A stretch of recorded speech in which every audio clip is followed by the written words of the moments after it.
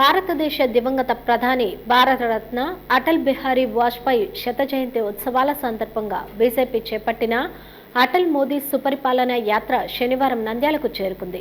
పట్టణంలోని ప్రభుత్వ ఆసుపత్రి వద్ద అటల్ బిహారీ వాజ్పేయి కాంస్య విగ్రహ ఆవిష్కరణ నిర్వహించారు. భారతదేశ దివంగత ప్రధాని భారతరత్న అటల్ బిహారీ వాజ్పేయి శత జయంతి సందర్భంగా రాష్ట్ర వ్యాప్తంగా బీజేపీ ఆధ్వర్యంలో చేపట్టిన అటల్ మోదీ సుపరిపాలన యాత్ర నంద్యాల పట్టణంలోకి శనివారం చేరుకుంది. స్థానిక కూటమి నాయకులు స్వాగతం పలికారు.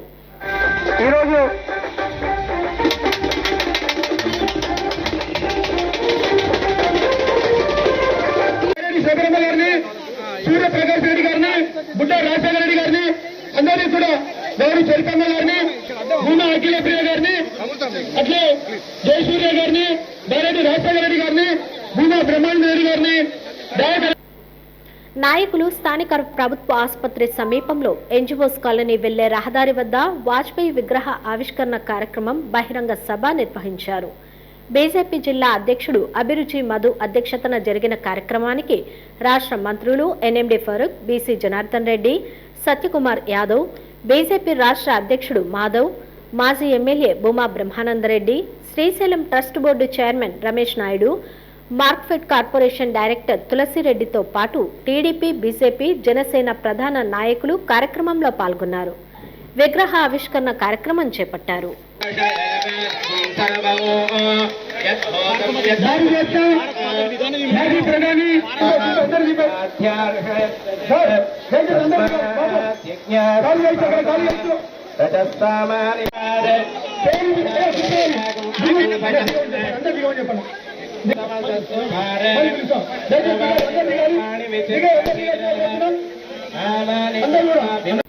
రాష్ట్ర మంత్రులు, బీజేపీ రాష్ట్ర అధ్యక్షుడు పలువురు ఈ సందర్భంగా వారు మాట్లాడుతూ భారతదేశ రాజకీయ చరిత్రలో 12 సార్లు ఎంపీగా, 3 సార్లు ప్రధానమంత్రిగా దేశానికి మరపురాని సేవలు అందించాడని కొనియాడారు. వాజ్పేయి తీసుకువచ్చిన సంస్కరణలతో ఆధునిక భారత్ను నిర్మించేందుకు దోహదపడిందని గుర్తు చేశారు. ఆ రోజు ఆయన 3 సార్లు ప్రధానమంత్రిగా చేసి ఆ రోజు దేశాన్ని ఏ విధంగా ముందుకు తీసుకెళ్లాలి, భారతదేశాన్ని ప్రపంచంలోని భారతదేశానికి కూడా ఒక గుర్తింపు రావాలి అనేటువంటి ఉద్దేశంతో ఏదైతే రహదారులకు ముఖ్యమైన ప్రాధాన్యత ఇస్తూ ఒక నేషనల్ హైవేస్ ని మొదలు పెట్టడం జరిగింది. వారు వేసిన విత్తనం ఈ రోజు ఆ నేషనల్ హైవేస్ అన్ని కూడా తర్వాత మళ్ళీ గౌరవ ముఖ్యమంత్రి శ్రీ చంద్రబాబు నాయుడు గారి ప్రభుత్వంలో 2014 నుంచి 19 మళ్ళీ ఇప్పుడు 24 నుంచి కూడా వచ్చే తర్వాత 1000 కిలోమీటర్లలో దాదాపుగా 1 లక్ష కోట్ల రూపాయలకు పైగా పనులు జరుగుతాయి.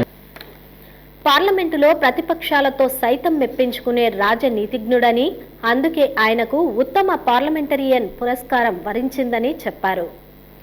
వ్యవసాయ, విద్య, వైద్య, గ్రామీణ, పట్టణాభివృద్ధితో పాటు శాస్త్ర, సాంకేతిక రంగాల్లో అభివృద్ధికి ముందు చూపుతో అనేక సంస్కరణలు తీసుకువచ్చిన దార్శనికుడని వాజ్పేయి అని కొనియాడారు.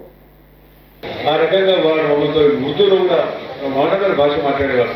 ఆయన లెక్క మాట్లాడే వ్యక్తే లేదు. ఈరోజు పార్లమెంట్ ఎవరైనా ఉన్నారంటే పార్లమెంట్ ఆరోగ్యంలో కానీ ఒక వాజ్పేయి గారి దగ్గర నుంచి కూడా వారి కమాండ్, వారి దగ్గర ఉండే లాంగ్వేజ్, వారి దగ్గర ఉండే మరి సమయస్ఫూర్తి నాకు ఇంతవరకు ఎవరు కూడా అటువంటి నాయకుడు కడబడలేదు. ఒక వాజ్పేయి గారి మహా నాయకుడు అని చెప్పి తెలుస్తాను. కాబట్టి ఆ రోజు వారు మనకందరికీ ముస్లిం సోదరులతో ప్రత్యేకంగా హజ్ బోర్డుకి వారిస్తే కాంగ్రెస్ ప్రభుత్వం వచ్చిన తర్వాత దాన్ని క్యాన్సిల్ చేసేసి ఈరోజు ఇక్కడ హైదరాబాద్ మనకు కావాలంటే కూటమి ప్రభుత్వం ఏ రకంగా ముందుకు సాగుతా ఉన్నాం. గత 5 సంవత్సరాలు చూసారు, ఇప్పుడు చూస్తా ఉన్నాం.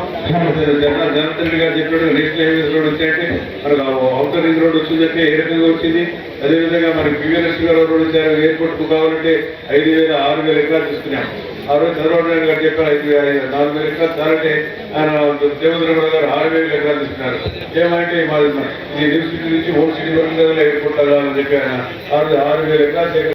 ప్రజాస్వామ్య విలువలతో రాజకీయం చేశాడని, కవిత రచయితగా, బహుభాషా కోవిదుడుగా, అజాత శత్రువుగా, రాజకీయ దురందుడిగా ఆయన నిలిచాడన్నారు. వాజ్పేయి చూపిన చొరవ, ఆశయాలను ప్రతి ఒక్కరూ స్ఫూర్తిదాయకంగా తీసుకోవాలని సూచించారు. కార్యక్రమంలో కూటమి నాయకులు, కార్యకర్తలు, ప్రజలు, విద్యార్థులు అధిక సంఖ్యలో పాల్గొన్నారు. సుమారు 100 మంది పైగా మన పార్లమెంట్ సభ్యులు పార్లమెంట్ లో ఉన్న సందర్భంగా ఆ విధంగా ఇవాళ ఆ యొక్క పార్లమెంట్ అటాక్ జరిగిన సందర్భంలో మన మీద జవాన్లు అలాగే పోలీస్, ఢిల్లీ పోలీస్ వాళ్ళ యొక్క స్థైర్యానికి తప్పనిసరిగా వాళ్ళందరికీ కూడా ఈ సందర్భంగా నివాళులు అర్పిస్తున్నారు. ఆ రోజు అటల్ బిహారీ వాజ్పేయి గారు ప్రధానమంత్రిగా ఉన్నారు. ఆ రోజు అద్వానీ గారు డిప్యూటీ ప్రైమ్ మినిస్టర్ గా హోంమంత్రి నడిపిస్తున్నారు.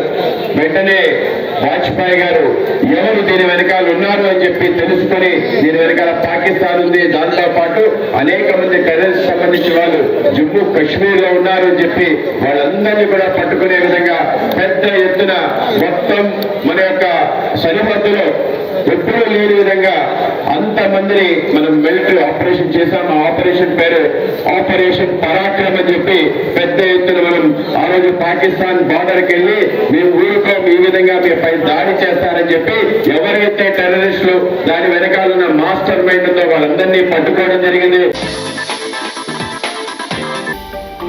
హలో అండి, నేను మీకు Rakshitha. Please do subscribe to Nandyal communications.